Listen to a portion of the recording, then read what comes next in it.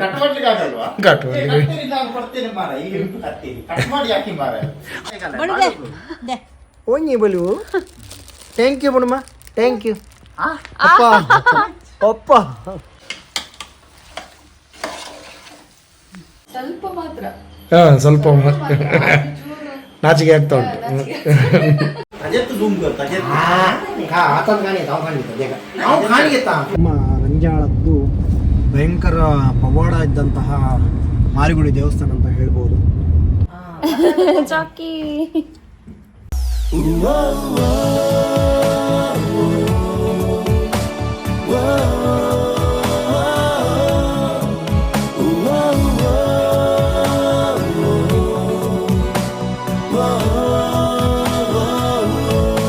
Hello every one, ಹೇಗಿದ್ದೀರಾ ಎಲ್ಲರೂ? Welcome back to the channel. ನಾವಿವತ್ತು ಅಣ್ಣ ಅತ್ತಿಗೆ ಮನೆಗೆ ಹೋಗ್ತಾ ಇದ್ದೇವೆ. ಚಿಕ್ಕಪ್ಪ ಮತ್ತು ಚಿಕ್ಕಮ್ಮನ ಕಡೆಯಿಂದ ಪಾಪುಗೆ ಒಂದು ಗಿಫ್ಟ್ ತಗೊಂಡು ಹೋಗ್ತಾ ಇದ್ದೇವೆ.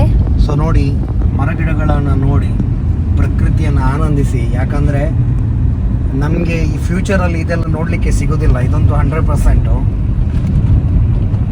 ಸೊ ಈ ಥರ ಒಂದು ಅಂದರೆ ಮರಗಿಡಗಳಾಗಿರ್ಬೋದು, ಒಂದು ಕೂಲ್ನೆಸ್ ಇನ್ನು ಮುಂದೆ ಅಂತೂ 100% ಸಿಗಲ್ಲ.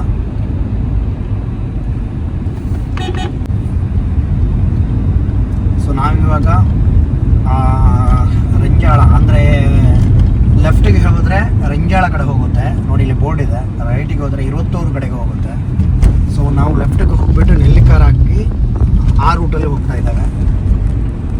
ಸೊ ಸ್ಪೆಷಲ್ ಇವತ್ತಿದು ಏನು ಅಂತ ಹೇಳಿದ್ರೆ, ಲಾಸ್ಟ್ ಟೈಮು ನನ್ನ ಅತ್ತಿಗೆ ಕೈ ರುಚಿ ಅಂತ ಹೇಳ್ಬಿಟ್ಟು ಪಾರ್ಟ್ 1 ಮಾಡಿದ್ವಿ. ಅವರು ನಮ್ಮ ಮನೆಗೆ ಬಂದುಬಿಟ್ಟು ಅಡುಗೆ ಮಾಡಿದರು. ಆ್ಯಕ್ಚುಲಿ ಅತ್ತಿಗೆ ತುಂಬ ತುಂಬ ತುಂಬ ವೆರೈಟಿಯಾಗಿ ಅಡುಗೆ ಎಲ್ಲ ಮಾಡ್ತಾರೆ. ತುಂಬ ಅಂದರೆ ತುಂಬ ರುಚಿಯಾಗಿರುತ್ತೆ. ಸೊ ಇದು ಸೆಕೆಂಡ್ ಪಾರ್ಟ್. ಹೇಗೆ ಅಂದರೆ, ನಾವು ಇವತ್ತು ಅವರ ಮನೆಗೆ ಹೋಗ್ತಾ ಇದ್ದೇವೆ. ಸೊ ಇದೊಂದು ಸ್ವಲ್ಪ ಸ್ಪೆಷಲ್ ಆಗಿರುತ್ತೆ.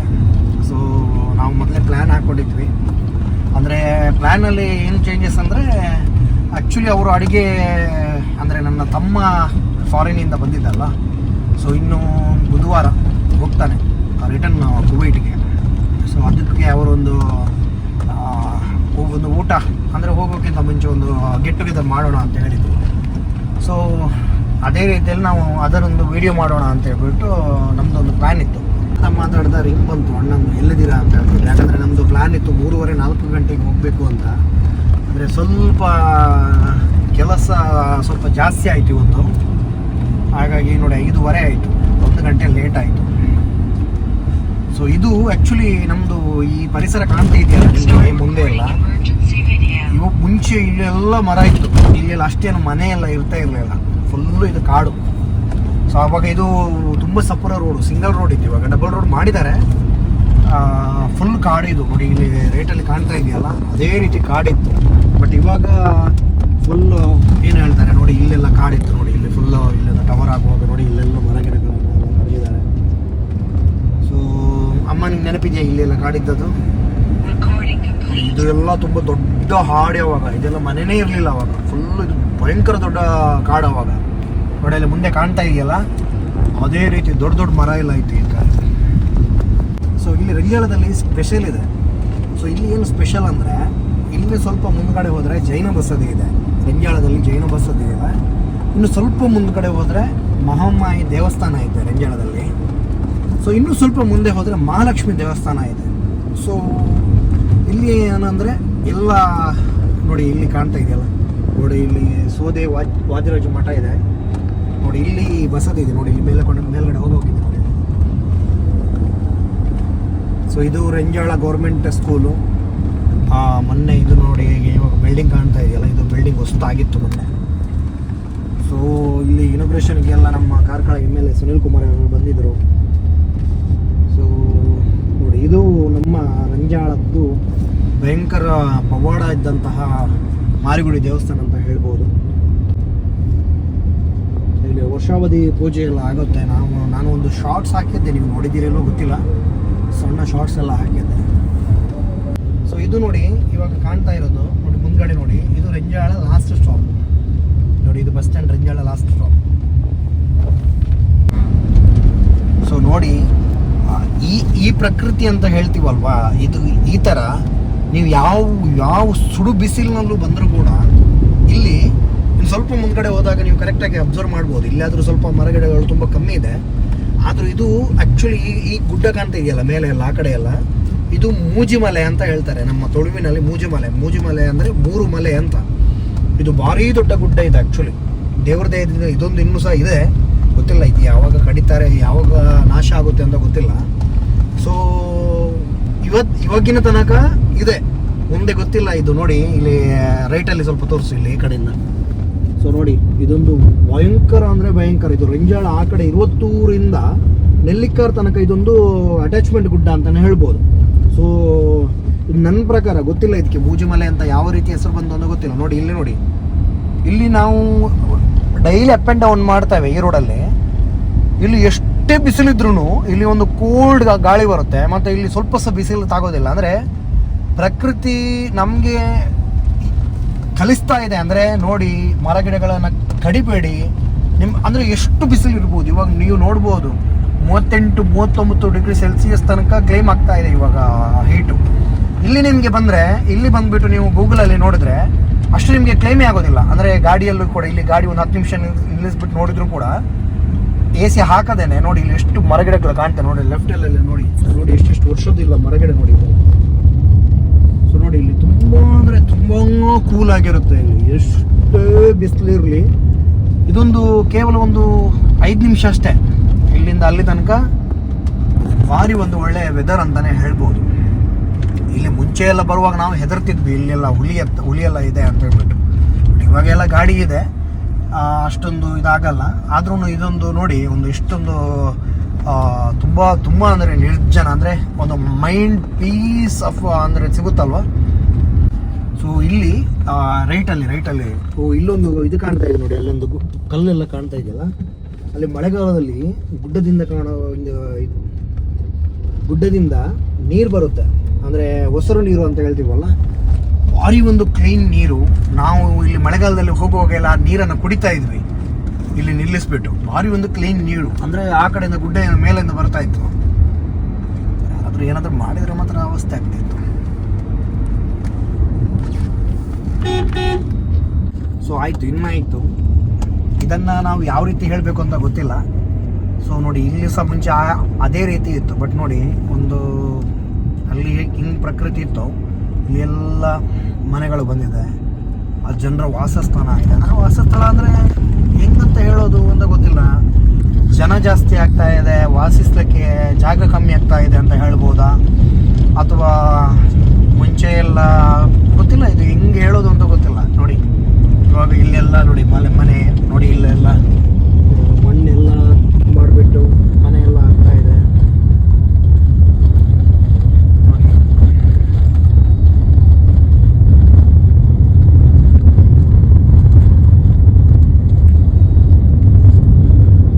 ಸೊ ಇಲ್ಲಿಂದ ಬಂದರೆ ಇಲ್ಲೊಂದು ರೈಟ್ ಸೈಡಿಗೆ ರೋಡ್ ಕಾಣುತ್ತೆ. ರೈಟ್ ಸೈಡಿಗೆ ನೋಡಿ, ಇಲ್ಲೊಂದು ರೈಟ್ ಸೈಡಿಗೆ ರೋಡ್ ಇದೆ. ಸೊ ಈ ರೋಡು ನಿಮಗೆ ಪಣಪಿಲ್ಲ ಕಂಬಳಕ್ಕೆ ಹೋಗುತ್ತೆ. ಇಲ್ಲಿ ಯಾರಾದರೂ ಮುಂದೆ, ಅಂದರೆ ಈ ವರ್ಷ ಆಯಿತು ಕಂಬಳ, ಬರುವ ವರ್ಷ ಏನಾದರೂ ಹೋಗ್ಲಿಕ್ಕಿದ್ರೆ ಬರ್ಬೋದು. ಸೊ ಇದು ನೆಲ್ಲಿಕಾರಿಗೆ ಜಾಯಿಂಟ್ ಆಗುತ್ತೆ ಈ ರೋಡು. ನಾವಿವಾಗ ಬಂದಿದ್ದು ರಂಜಾಳದಿಂದ. ಸೊ ಯಾರಾದರೂ ಈ ಕಡೆಯಿಂದ ಬರೋರಿದ್ರೆ ಈ ರೋಡ್ ಇಟ್ಕೊಂಡ್ರೆ ನಿಮಗೆ ಜೋಡಕಟ್ಟೆ ಅಂದರೆ ಕಾರ್ಕಳ ಎಲ್ಲ ಹೋಗೋಕ್ಕಿದ್ರೆ ಒಂದು 2-3 ಕಿಲೋಮೀಟ್ರ್ ಈ ರೋಡಲ್ಲಿ ಕಮ್ಮಿ ಆಗುತ್ತೆ. ಆದರೆ ಸ್ವಲ್ಪ ಒಳಗಡೆ ಅಂದರೆ ಕಾಡು ಕಡೆಯಿಂದ ಬರಬೇಕು ಅಂತ ಮಾತ್ರ. ಬಟ್ ಇಲ್ಲಿ ರೋಡ್ ಒಳ್ಳೆದಿದೆ, ಚೆನ್ನಾಗಿದೆ ಇವಾಗ.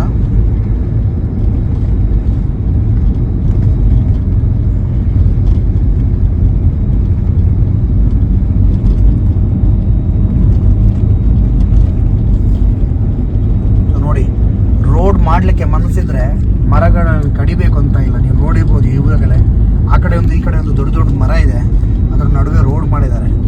ಸೊ ಕೆಲವೊಂದು ಸಾರಿ ನಾವು ಏನಂತೀವಿ ಅಂದರೆ ಇಂಪ್ರೂವ್ಮೆಂಟ್ ಆಗಲಿಕ್ಕೆ ಮರಗಿಡಗಳನ್ನು ಕಡಿಲೇಬೇಕು ಅಂತ ಹೇಳ್ತೇವೆ. ಬಟ್ ನೋಡಿ, ಮನಸ್ಸಿದ್ರೆ ಮಾರ್ಗ ಅಂತ ಹೇಳ್ತೀವಲ್ಲ, ಆ 2 ಮರಗಳ ನಡುವಿಂದ ಹಿಂಗೆ ರೋಡ್ ಮಾಡಿದ್ದಾರೆ ನೋಡಿ.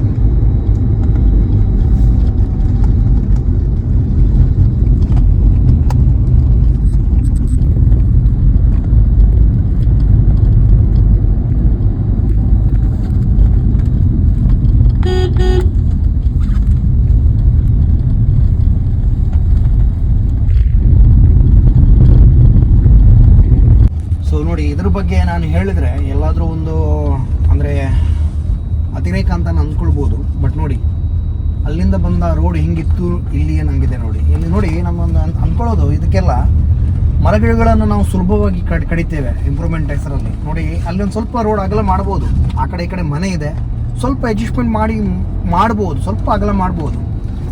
ಏನು ಮಾಡೋದು, ನಮ್ಮ ಪರಿಸ್ಥಿತಿ ಆ ರೀತಿ ಇದೆ.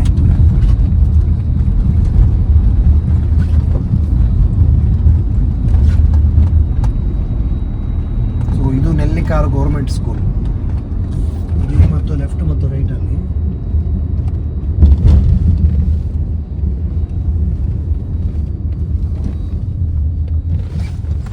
ನೆಲ್ಲಿಕಾರು ಅಂದರೆ ಧರ್ಮಸ್ಥಳ ರೋಡು ಜಾಯಿಂಟ್ ಆಗ್ತಾ ಇದ್ದಾವೆ. ಸೊ ಈ ಕಡೆ ಹೋದರೆ ಲೆಫ್ಟಿಗೆ ಹೋದರೆ ಕಾರ್ಕಳ ಬಜುಗಳಿಗೆಲ್ಲ ಜಾಯಿಂಟ್ ಆಗ್ತೇವೆ ನಾವು. ಸೊ ಇಲ್ಲಿ ರೈಟಿಗೆ ಹೋದರೆ ನಮ್ಮ ಮೈನ್ ರೋಡ್ ಧರ್ಮಸ್ಥಳ ರೋಡ್ ಅಂತಲೇ ಹೇಳ್ಬೋದು. ಧರ್ಮಸ್ಥಳ, ನಾರಾವಿ ಎಲ್ಲ ಇದೇ ರೋಡು.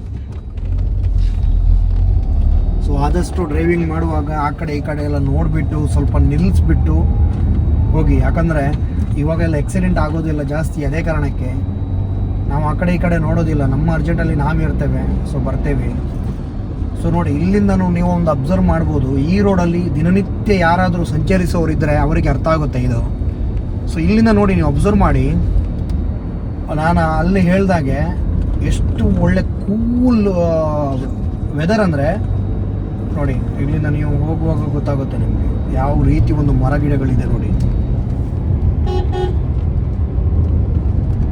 ಸೊ ಇದು ನೆಲ್ಲಿಕಾರು ಚರ್ಚು.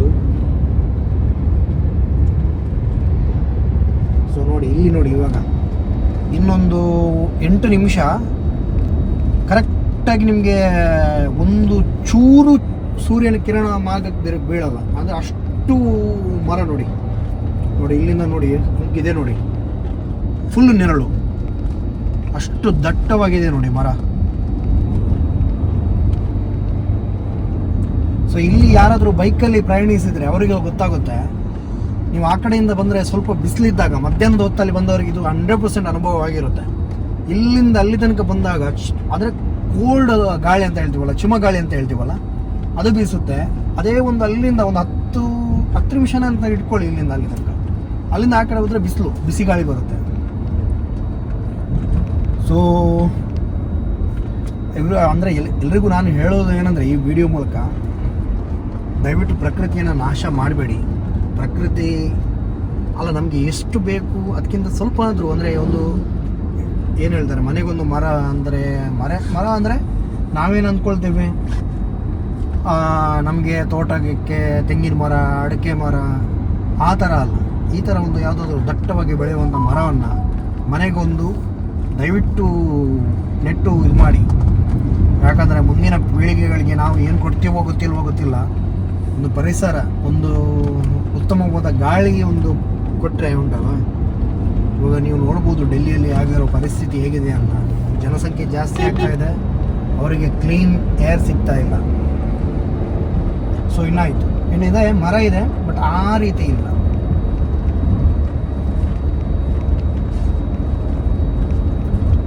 ಸೊ ನಾವು ಇವಾಗ ಬ್ಯಾಕ್ ಟು ನಮ್ಮ ಕಂಟೆಂಟ್ ಅಂತಲೇ ಹೇಳ್ಬೋದು. ಇಲ್ಲಿ ತನಕ ಒಂದು ರೋಡಲ್ಲಿ ಜರ್ನಿ ಮಾಡ್ತಾ ನಾವು ಒಂದು ಕಂಟೆಂಟ್ ವಿಷಯ ಮಾತಾಡ್ತಾ ಇದ್ವಿ. ಸೊ ಅಣ್ಣ ಅತ್ತಿಗೆ ವೆಯ್ಟ್ ಮಾಡ್ತಾ ಇದ್ದಾರೆ, ಎಲ್ಲಿದೆ ಅಂತ ಒಂದು 2-3 ಸರಿ ಫೋನ್ ಬಂತು. ಸೊ ನಾವು ಬಂದ್ವಿ. ಇವಾಗ ಅಣ್ಣ ಅತ್ತಿಗೆ ಮತ್ತು ನಮ್ಮ ಸ್ಟೀಫನ್ ರಾಯ್ ವೆಯ್ಟ್ ಮಾಡ್ತಾ ಇದ್ದಾರೆ ಅಂತ ಕಾಣುತ್ತೆ. ಸೊ ನೋಡಿ ಅಲ್ಲಿ ಕಾರ್ ಬರ್ತಾ ಇದೆಯಲ್ಲ, ಅಲ್ಲೇ ರೈಟ್ ಸೈಡಲ್ಲಿ ಮನೆ.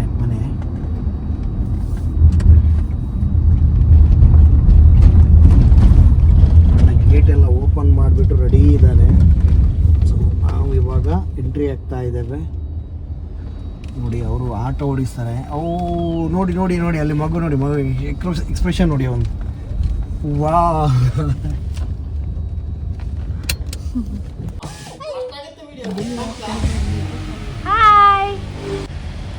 ಹಾಯ್ ಕರ.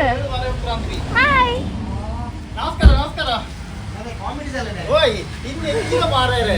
ಅದೇ ಕಾಮಿಡಿದಲ್ಲೇನೆ ಕಾಲ್ದಲೆ ಓನುಮ್ಮ ಓನ್ನಿ ಬಲು. ಥ್ಯಾಂಕ್ ಯು ಬಣಮ್ಮ. ಥ್ಯಾಂಕ್ ಯು ಅಪ್ಪ ನೋಡಿ ಮೊನ್ನೆ ಬಂದಿದ್ರು ಮರ್ತೋಗಿದ್ರು, ಇವತ್ತು ತಂದು ಕೊಡ್ತಾ ಇದ್ದೇವೆ. Thank you. ಸೊಪ್ಪಳು ರಾವು ಅಲ್ರಿ ನೋಡಿ, ಇದು ಗಿಫ್ಟು. ಇದು ನಂದು ಮತ್ತು ನನ್ನ ಮಿಸ್ಸಸ್ ಕಡೆಯಿಂದ ಒಂದು ಸಣ್ಣ ಗಿಫ್ಟು. ಯಾಕಂದ್ರೆ ಅವನಿಗೆ ನೀರು ಅಂದ್ರೆ ತುಂಬಾ ಇಷ್ಟ. ಇದನ್ನೊಂದು ಫಿಟ್ ಮಾಡಿ ಮತ್ತೆ ನಾವು ಇದರಲ್ಲಿ ವಿಡಿಯೋ ಹಾಕ್ತೇವೆ.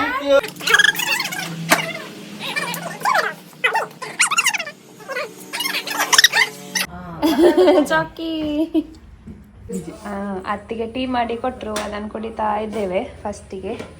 ಮತ್ತೆ ಒಂದು ಐಟಮ್ ಇವಾಗಲೂ ರೆಡಿ ಮಾಡಿ ಇಟ್ಟಿದ್ದಾರೆ. ಅರ್ಧ ರೆಡಿ ಆಗಿದೆ, ಇನ್ನು ಅರ್ಧ ರೆಡಿ ಆಗ್ಬೇಕು. ನೋಡುವ, ಅರ್ಧದಿಂದ ನೋಡುವ. ಇನ್ನೊಮ್ಮೆ ನಿಮ್ಗೆ ರೆಸಿಪಿ ಬೇಕಾದ್ರೆ ಮತ್ತೊಮ್ಮೆ ತೋರಿಸುವ, ಮತ್ತೊಮ್ಮೆ ಮಾಡುವಾಗ ಇನ್ನೊಂದು ರೆಸಿಪಿ ಮಾಡ್ತಾರೆ, ಫುಲ್ ರೆಸಿಪಿ ಮತ್ತೆ ತೋರಿಸ್ತೇವೆ.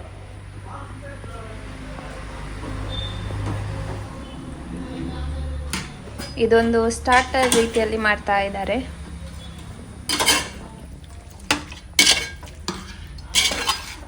ಇದು ಅರ್ಧ ಬೇಯಿಸಿಟ್ಟಿರೋದು ಅವಾಗಲೇ. ಇದು ಏನು ಸುಕ್ಕ ಮಸಾಲ ಅಂದರೆ ಮನೆಯಲ್ಲೇ ಮಾಡಿ ಇವಾಗ ಏನು ಗ್ರೈಂಡ್ ಮಾಡಿ ಇಟ್ಟದ್ದು. ಇದನ್ನು ಹಾಕುವ. ಈಗ ಈ ಅತ್ತಿಗೆ ಮಾಡುವ ಮುಂಚೆನೆ ಹೇಳ್ಬೋದು ಚೆನ್ನಾಗಿ ಆಗ್ತದಂತ, ಟೇಸ್ಟ್ ನೋಡುವಾಗನೇ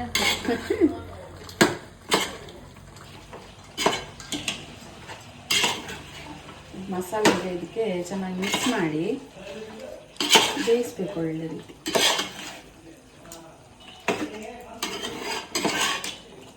ಇದು ನೀರು ಸ್ವಲ್ಪ ಡ್ರೈ ಆಗಬೇಕು. ಚಿಕನ್ ಬೇಯುವಾಗ ನೀರು ಇರ್ತದಲ್ಲ, ಸ್ವಲ್ಪ ಡ್ರೈ ಆಗಿ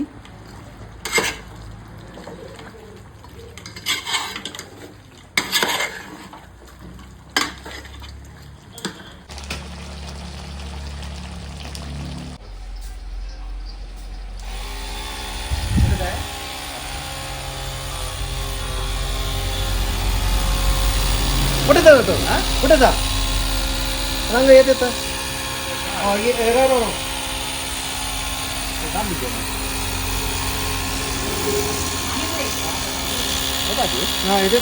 ಭಾರಿ ಸ್ಲೋ ಐತೈತ.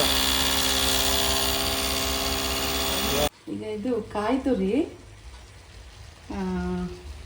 ಫ್ರೈ ಮಾಡಿ ಅರ್ಧ ಕಾಯಿ ಹಾಕಿದ್ದೇನೆ ಇದಕ್ಕೆ. ಅದನ್ನು ಫ್ರೈ ಮಾಡಿ ಸ್ವಲ್ಪ ಗ್ರೈಂಡ್ ಮಾಡಿದ್ದು, ಸ್ವಲ್ಪ ಕಚ ಕಚ ಅಂತ ಸ್ವಲ್ಪ ಗ್ರೈಂಡ್ ಮಾಡಿ ಅದಕ್ಕೆ ಲಾಸ್ಟಿಗೆ ಮಿಕ್ಸ್ ಮಾಡಿ.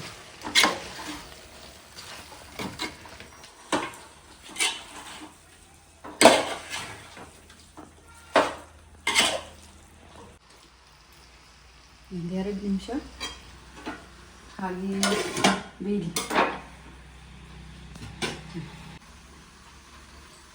ಇದಕ್ಕೆ ಕೊತ್ತಂಬರಿ ಸೊಪ್ಪಿಂದ ಅಲಂಕರಿಸುವ.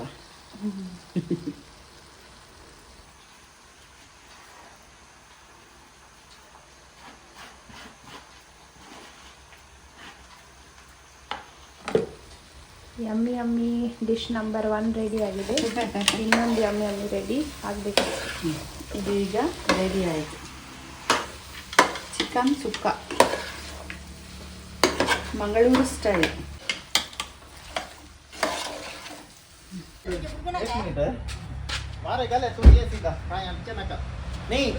मक्का फोन करू ना पुढे आले तो ಕಾರ್ಕೊಳ್ಳಿ ಅಂತ ಹೋಗ್ಬೇಕು.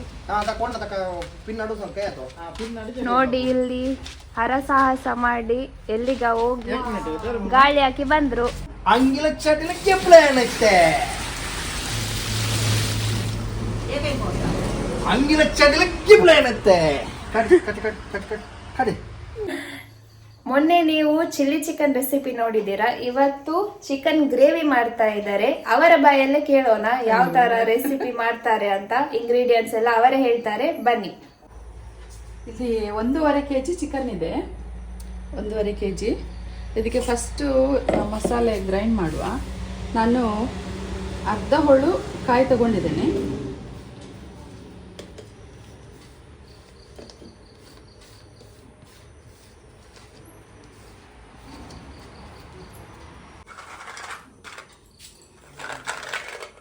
ಅರ್ಧ ಹಿಡಿಯಷ್ಟು ಏನು ಗೋಡಂಬಿ, ಆಮೇಲೆ ಸ್ವಲ್ಪ ಕೊತ್ತಂಬರಿ ಸೊಪ್ಪು. ಓಕೆ,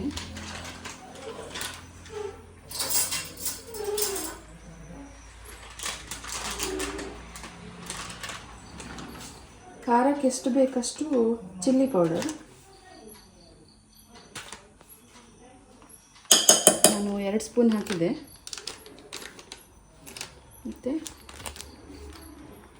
ಗರಂ ಮಸಾಲ ಅರ್ಧ ಸ್ಪೂನು,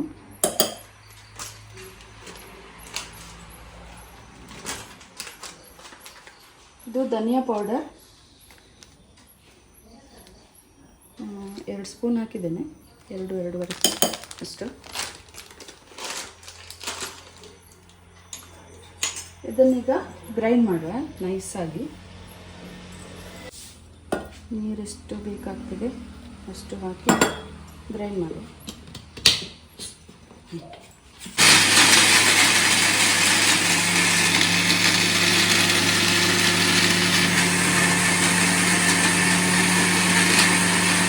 ಈಗ ಗ್ರೇವಿಗೆ ಪ್ರಿಪೇರ್ ಮಾಡುವ. ಒಂದು ಪಾತ್ರೆ ಇಟ್ಟಿದ್ದೇನೆ, ಅದಕ್ಕೆ ಸ್ವಲ್ಪ ಎಣ್ಣೆ, ಒಂದು 4-5 ಸ್ಪೂನ್ ಎಣ್ಣೆ.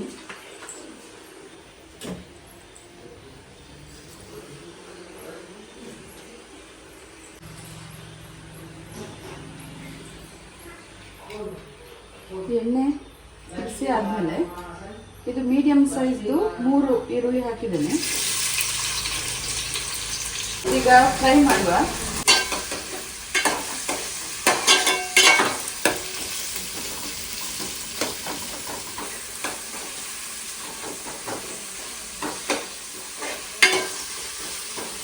ಇದು ಸ್ವಲ್ಪ ಫ್ರೈ ಆಗಲಿ.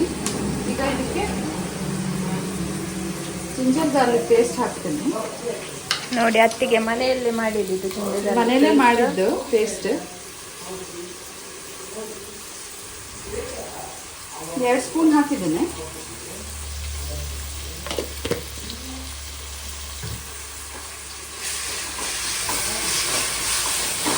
ಇದು ಎಣ್ಣೆಯಲ್ಲಿ ಸ್ವಲ್ಪ ಹಸಿ ವಾಸನೆ ಹೋಗಬೇಕು. ಇದು ಸ್ವಲ್ಪ ನೀಟಾಗಿ ಫ್ರೈ ಮಾಡಬೇಕು.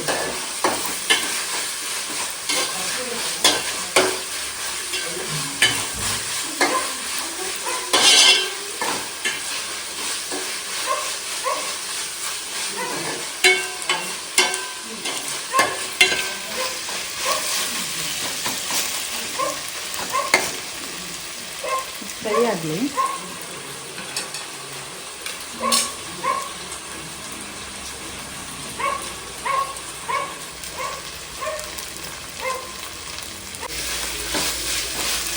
ಎಣ್ಣೆಯಲ್ಲಿ ನೀಟಾಗಿ ಫ್ರೈ ಆದರೆ, ಜಾಸ್ತಿ ಟೈಮ್ ಫ್ರೈ ಆದರೆ ಟೇಸ್ಟ್ ಕೂಡ ಚೆನ್ನಾಗಿರ್ತದೆ.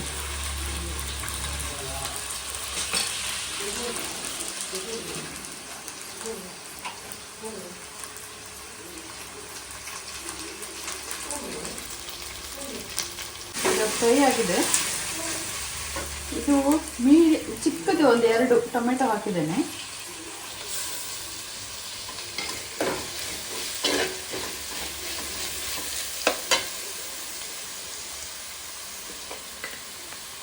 ಸ್ವಲ್ಪ ಉಪ್ಪು ಹಾಕುವ.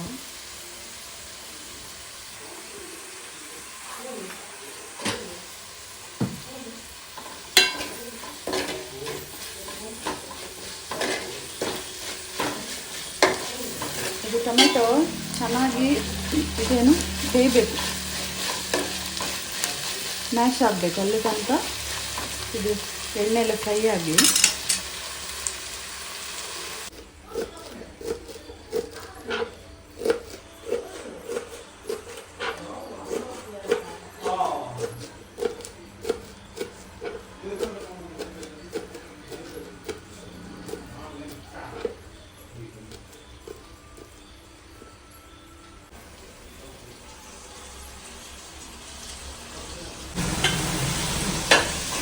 ಟೊಮೆಟೊ ಬೆಂದಿದೆ.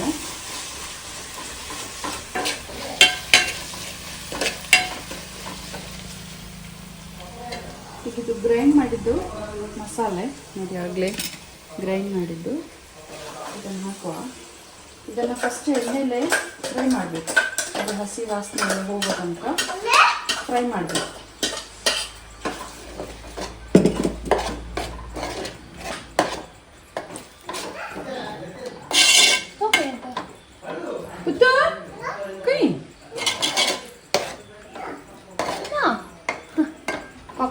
ಪಪ್ಪ ಅನ್ಸುತ್ತೆತ್ತ.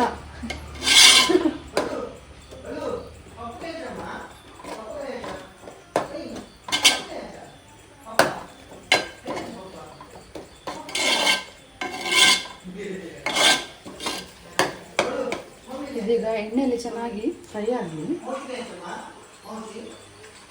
ಸ್ವಲ್ಪ ಲೋ ಫ್ಲೇಮಲ್ಲಿ ಇಟ್ಟು ಬೇಯಿಸೋದು.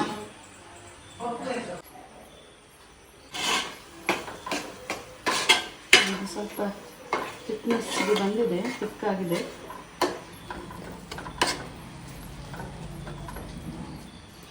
ಈಗ ಚಿಕನ್ ಹಾಕುವ. 1.5 kg ಇದೆ.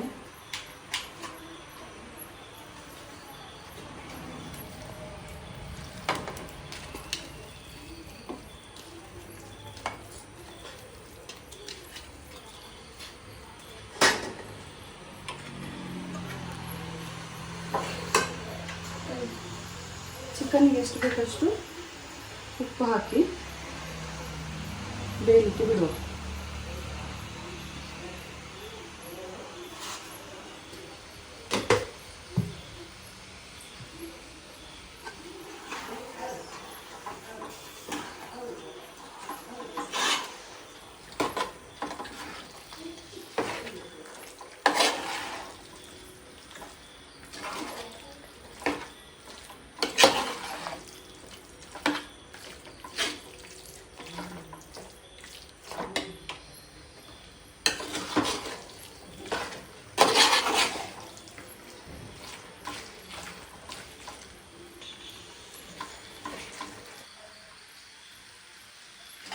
ಇದಕ್ಕೆ ಸ್ವಲ್ಪ ಅದೇ ಮಸಾಲಕ್ಕೆ ನೀರು ಹಾಕ್ತದೆ. ಅದೇ ಮಸಾಲೆಗೆ ನೀರು ಹಾಕಿ ಸ್ವಲ್ಪ ನೀರು ಹಾಕುವ. ಅದು ಸ್ವಲ್ಪ ಗ್ರೇವಿ ಟೈಪ್ ಬರಬೇಕಲ್ಲ. ಸ್ವಲ್ಪ ನೀರು ಹಾಕಿ ಬೇಯಲಿಕ್ಕೆ ಬಿಡುವ.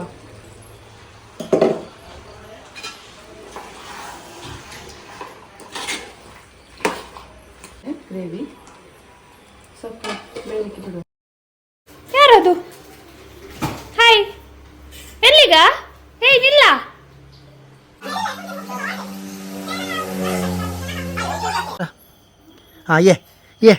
ಹಂಗೆ ಅದು ಕಿಚ್ಚಿ ಪ್ಲೇಯಿಂಗ್ ಕಿಚ್ಚಿದ್ದು. ವಾವ್, ಇದನ್ನು ಎಡಿಟ್ ಮಾಡಿ ಹಾಕಿ ದಯವಿಟ್ಟು. ಅದು ಕಟ್ ಮಾಡ್ಲಿಕ್ಕೆ ಆಗುದಿಲ್ಲ. ಕಟ್ ಮಾಡ್ಲಿಕ್ಕೆ ಆಗಲ್ವಾ? ಕಟ್ ಮಾಡ್ಲಿಕ್ಕೆ ನಾನು ಕೊಡ್ತೇನೆ ಮಾರ. ಈಗ ಇಂಟು ತರ್ತೀನಿ, ಕಟ್ ಮಾಡಿ ಹಾಕಿ ಮಾರ. ಅದು ಕಟ್ ಮಾಡ್ಲಿಕ್ಕೆ ಆಗುದೇ ಇಲ್ಲ. ಇವ್ರದೊಂದು ಲವ್ ಸ್ಟೋರಿ ಇದೆ. ನಾನು ನೋಡಿ ಆಮೇಲೆ ನನಗೆ ಆಗ್ತೇನೆ ಇದರ ಬಗ್ಗೆ ಒಂದು ವಿಡಿಯೋ ಮಾಡ್ತೇನೆ. ಸೊ ನೋಡಿ, ಮದುವೆ ಆಗಿ 3 ವರ್ಷ 2 ತಿಂಗಳಾಯ್ತು. ನೋಡಿ ಕರೆಕ್ಟ್ ಲೆಕ್ಕ ಇಟ್ಕೊಂಡಿದ್ದಾರೆ. ನನಗೆ ಹೇಳಿದ್ರೆ ಗೊತ್ತಿರ ಇದಕ್ಕೆ.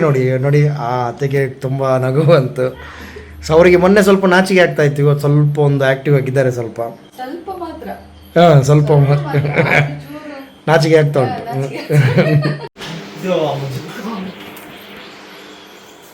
ಇವರೊಬ್ರು ದಿನಾಲು ಲೇಟ್ ಎಂಟ್ರಿ, ಆಟ ಆಡ್ಲಿಕ್ಕೆ ಹೋಗ್ಲೇಬೇಕು. ನೋಡಿ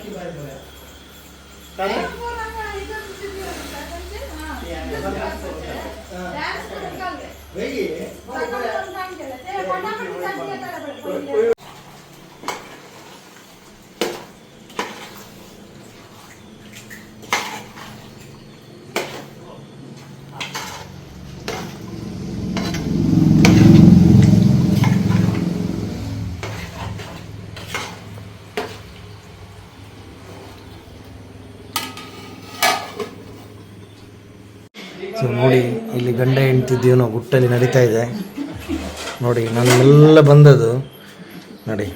ಸೊ ನೋಡಿ, ಇದು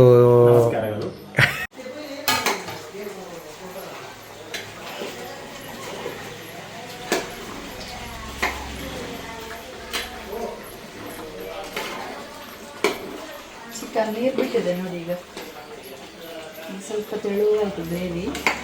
ಇದನ್ನು ಕುದಿತಾ ಮತ್ತೆ ಗಟ್ಟಿ ಆಗ್ತದೆ. ಸ್ವಲ್ಪ ಕುದಿದೆ.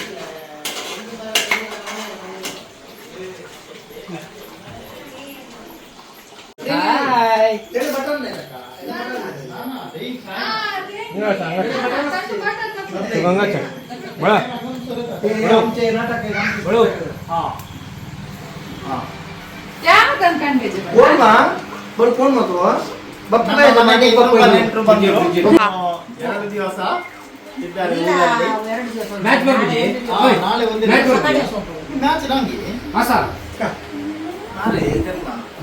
अजय तू झूम करता हातात गाणी येत गाणी येतं गाणी घेता का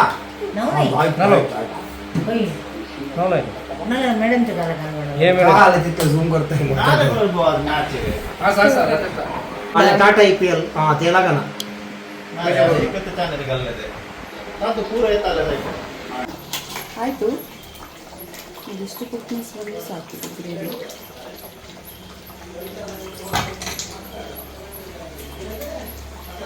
ಮಸ್ಟಿಗೆ ಕೊತ್ತಂಬರಿ ಸೊಪ್ಪು ಹಾಕುವ.